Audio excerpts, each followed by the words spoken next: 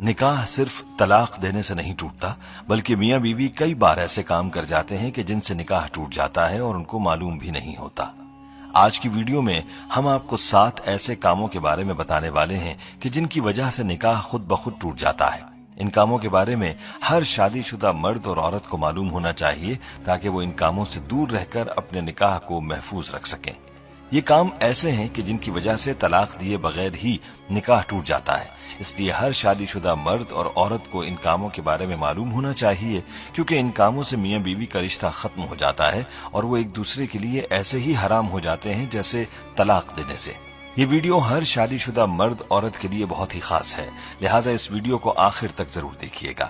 Video میں آگے بڑھنے سے پہلے آپ سے گزارش ہے کہ اگر آپ نے ہمارا چینل سبسکرائب نہیں کیا ہوا تو ابھی ہمارے چینل کو سبسکرائب کریں اور ساتھ موجود بیل آئیکن کو بھی کلک کریں تاکہ ہماری آئندہ ویڈیوز کا نوٹیفیکیشن آپ کو ملتا رہے۔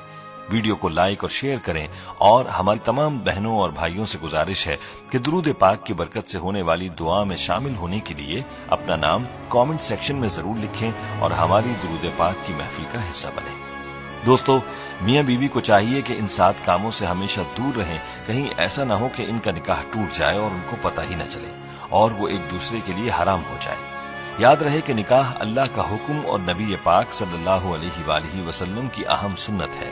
نکاح کی اہمیت پر بھی ہم بات کریں گے، لیکن پہلے آپ کو ان 7 کاموں کے بارے میں بتاتے ہیں کہ جن سے نکاح بغیر طلاق ہی کے ٹوٹ جاتا ہے، مطلب یہ کہ میاں بیوی کا رشتہ اپنے آپ ہی ختم ہو جاتا ہے۔ نمبر 1، خلا لینے پر۔ دوستو، جس طرح مرد کو اللہ نے یہ حق دیا ہے کہ وہ عورت کو طلاق دے سکتا ہے، تو اسی طرح سے عورت کے پاس بھی یہ حق ہوتا ہے کہ اگر وہ کسی وجہ سے اپنے شوہر کے ساتھ نہ رہنا چاہے تو وہ خلا لے سکتی ہے۔ اس مقصد کے لیے وہ وقت کے قاضی یا عدالت کے ہاں اپنا کیس پیش کرے گی اور قاضی اس بات کا فیصلہ کرے گا کہ خلا حق بجانب ہے اور اس پر عمل درآمد ہو گیا ہے، تو اس کے بعد میاں بیوی ایک دوسرے پر حرام ہو جائیں گے۔ نمبر 2، ایلا۔ دوستو، اب آپ کے ذہن میں سوال ہوگا کہ یہ کیا ہے؟ تو ایلا اس کو کہتے ہیں کہ شوہر اپنی بیوی کے ساتھ ہم بستری نہ کرنے کی قسم کھا لے تو ایسی صورت میں بیوی اپنے شوہر سے علیحدگی اختیار کر سکتی ہے اور وہ طلاق کے بغیر ہی ایلا کر سکتی ہے۔ نمبر 3، کسی ایک کی موت ہو جانے پر۔ پیارے دوستو، اگر کسی حادثے میں یا پھر کسی بھی وجہ سے اگر شوہر فوت ہو جاتا ہے تو اس کی بیوی کا اپنے شوہر سے نکاح خود بخود ہی ٹوٹ جاتا ہے۔ اسی طرح سے اگر بیوی فوت ہو جائے تو اس کے شوہر کا اپنی بیوی سے نکاح ٹوٹ جاتا ہے۔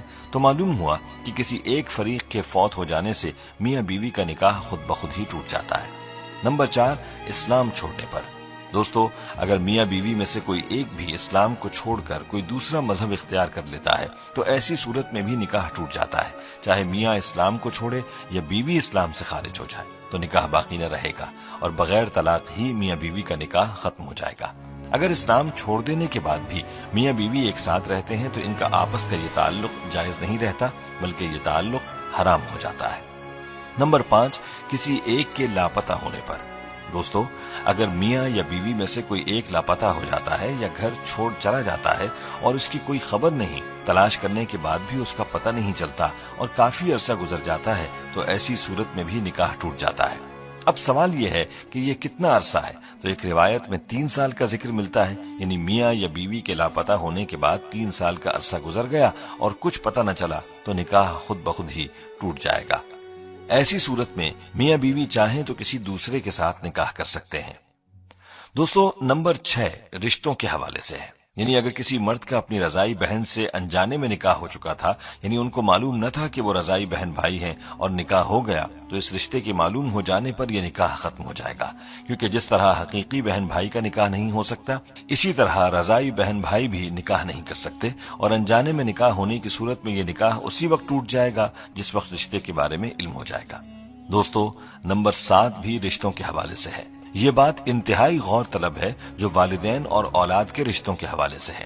دوستو، اگر بیٹا یا بیٹی 9 سال کی عمر کو پہنچ جائیں تو ماں باپ کو چاہیے کہ وہ ان کو اپنے پاس نہ سلائیں، یعنی باپ بیٹی کو اپنے پاس نہ سلائے جب وہ 9 سال کی ہو جائے اور ماں اپنے بیٹے کو اپنے پاس نہ سلائے جب وہ 9 سال کا ہو جائے، بلکہ ان کے ساتھ پیار کرنے میں بھی احتیاط کریں اور ان کے جسم کو اپنے جسم سے دور رکھیں، کیونکہ اگر باپ اور بیٹی کے قریب ہونے سے باپ کی شہوت یا بیٹی کی شہوت جاگ گئی تو میاں بیوی کا رشتہ ٹوٹ جائے گا۔ اور یہی صورت ماں اور بیٹے کی ہے کہ اگر ماں اور بیٹا ایک دوسرے کے قریب ہوئے اور ان کی شہوت جاگ گئی تو بھی نکاح ٹوٹ جائے گا۔ اس لیے چاہیے کہ اس حوالے سے بہت احتیاط کی جائے۔ باپ کو چاہیے کہ وہ بیٹی کو پیار کرنا چاہے تو اس کے سر پر ہاتھ پھیرے اور بوسہ بھی سر پر دے، جسم کو دور رکھے، اور اسی طرح ماں بیٹے کو پیار کرتے وقت بھی احتیاط کرے، اپنے بدن کو دور رکھ کر بیٹے کو پیار کرے۔ دوستو، یہ وہ 7 کام تھے کہ جن کی وجہ سے بغیر طلاق ہی نکاح ٹوٹ جاتا ہے۔ اس لیے میاں بیوی کو چاہیے کہ ان کاموں سے دور رہیں، ورنہ ان کا نکاح ٹوٹ جائے گا اور وہ ایک دوسرے کے لیے حرام ہو جائیں گے۔ پیارے دوستو، یہاں ہمیں اپنے بارے میں خود ہی سوچ لینا چاہیے کہ کیا ہم ان کاموں میں سے کسی کے مرتکب تو نہیں ہوئے، اور اس حوالے سے مزید تفصیلات کے لیے ہمیں چاہیے کہ مفتی حضرات سے پوچھ لیں۔ دوستو، نکاح کی اسلام میں بڑی اہمیت ہے۔ یاد رہے کہ ہمارے پیارے آقا حضور اقدس صلی اللہ علیہ وآلہ وسلم نے نکاح کو اپنی سنت قرار دیا ہے۔ ارشاد نبوی ہے، النکاح من سنتی، نکاح کرنا میری سنت ہے۔ حضور اقدس صلی اللہ علیہ وآلہ وسلم نے نکاح کو آدھا ایمان بھی قرار دیا ہے۔ جو کوئی نکاح کرتا ہے تو وہ آدھا ایمان مکمل کر لیتا ہے اور باقی آدھے دین میں اللہ سے ڈرتا رہے۔ مذکورہ احادیث سے نکاح کی اہمیت کے بارے میں واضح ہوتا ہے کہ نکاح انسانی فطرت کا تقاضا بھی ہے، اور ساتھ میں ہمارے آقا صلی اللہ علیہ وآلہ وسلم کی مبارک سنت بھی ہے۔ نکاح کے لیے 2 فریقین یعنی لڑکا اور لڑکی کا ہونا لازم ہے۔ پیارے دوستو، اسلام نے نکاح سے جو فکر اعتدال اور نظریہ توازن پیش کیا ہے وہ نہایت جامع اور بے نظیر ہے۔ اسلام کی نظر میں نکاح محض انسانی خواہشات کی تکمیل اور فطری جذبات کی تسکین کا نام نہیں ہے۔ انسان کی جس طرح بہت ساری فطری ضروریات ہیں، بس اسی طرح نکاح بھی انسان کی ایک اہم فطری ضرورت ہے۔ اس لیے اسلام میں